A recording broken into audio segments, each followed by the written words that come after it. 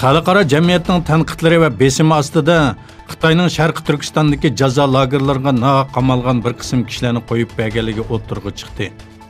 Rayondan kelgan yangi uchurlarga asoslanganda jazo lagerlaridagi bir qism kishilar o'qishni tamomladi degan yolg'onchilik bilan qo'yib berilgan.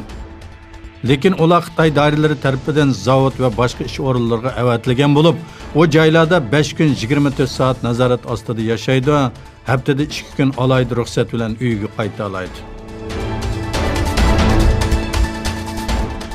Sharqi Turkistonda madaniyat qirg'inchiligi ilib berayotgan Xitoy dinga bo'lgan dushmanligini yuqoricha chiqarib, islomga oid har qanday narsani ma'ni qildi. Turkiston vaqt to'rining xabar qilishicha, Xitoyning Ningxia universitetida o'qiydigan bir tungan yosh ro'za tutganligi uchun maktabning intizomiga xiloflik qilish jazosiga uchragan. Maktabning koridoriga esilgan uqtirish taxtasiga yotog'ida ro'za tutish orqali qonunga xiloflik qilganligi, bu o'quvchini jazolash va boshqa o'quvchilarni ogohlantirish uchun intizom jazosi berilganligi yozilgan. Eron Tashqi ishlar ministrligi Zarif Eronning yadro qurollar qo'yida emasligini, Amerikaning bo'lsa embargo orqali xalqqa ziyon yetkazib, rayonda surkilishga yo'l ochganligini aytdi. Amerika prezidenti Donald Trump Yaponiya ziyoratida bosh ministr Shinzo Abe bilan Eron masalasini muzokara qilganligi haqida to'xtalib, Eronda nurg'un kishilarni taniyman, ular esil insonlardir. Eronning o'xshash rahbarlik ostida qoltis bir davlat bo'lish fursati bor. Hokimiyatni almashtirish niyati yo'q.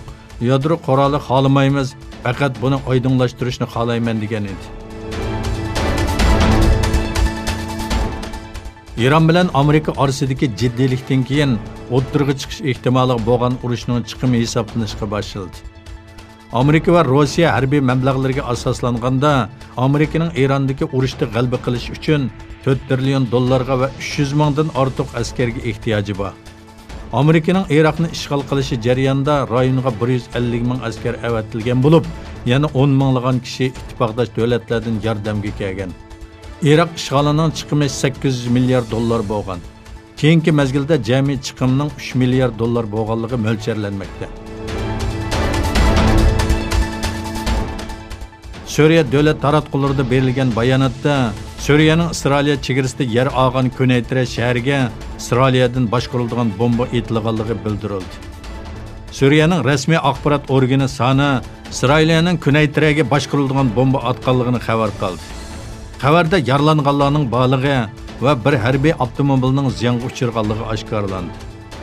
Isroiliya armiyasi e'lon qilgan bayonotda Suriyaga havo hujumi qilganligi dalillandi.